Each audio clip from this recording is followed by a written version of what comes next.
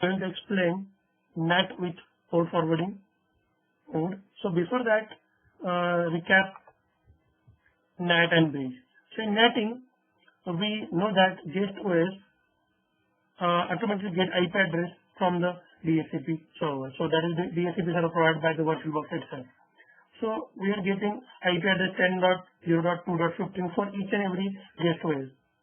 So in NATing, whatever our communication with the outer network takes place through this host OS IP or host platform IP. So that means we cannot communicate. We can communicate through guest OS to the outer network, and we are getting replies from this. So this machine, this server or host platform acts as a gateway between outer network and guest OS. So here, if I want to configure web server in guest OS 1 and this web server I want to access from outer network, it is not possible because we need to communicate through this host platform OS. So it is not possible in NATing. In bridging,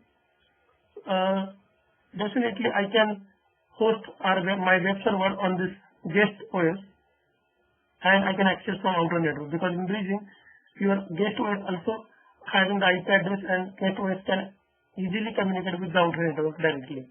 So host OS also communicate with the outer networks. So in bridging, the drawback of bridging is it will consume the IP address. So if I'm having 3 guest OS, so 3 guest OS consume 3 IP addresses.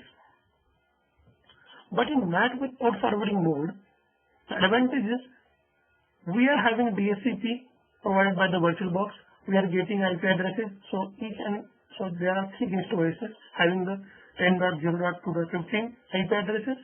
So if I want to set up web server on this, I want to access this web server from this outer machine. So this is PC number, this is outer network PC. So I want to access this web server that is present on guest OS. What I can do? I can perform NAT with port forwarding. So in NAT with port forwarding, what happens? If suppose this server or host OS having IP address 192.168.10.12, this is host IP. So suppose the request is coming from outer machine to this IP address and port number 8080. So this is okay. Please refer this one 8080. So this request is forward to the 80 port of the guest OS, and again reply given to this host OS. So how to configure this one? We'll see.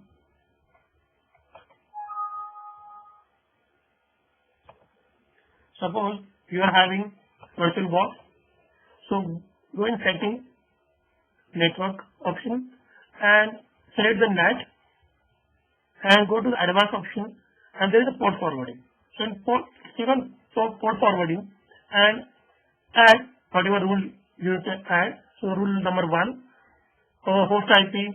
So whatever host IP you are having, 192.168.10.12. Sorry, 1 minute. So IP address 192.168.10.12. Whatever request coming to the port number 8080, send to the 80 port. If you mention IP address of guest or skip it, click on OK. So the meaning is, 1 minute.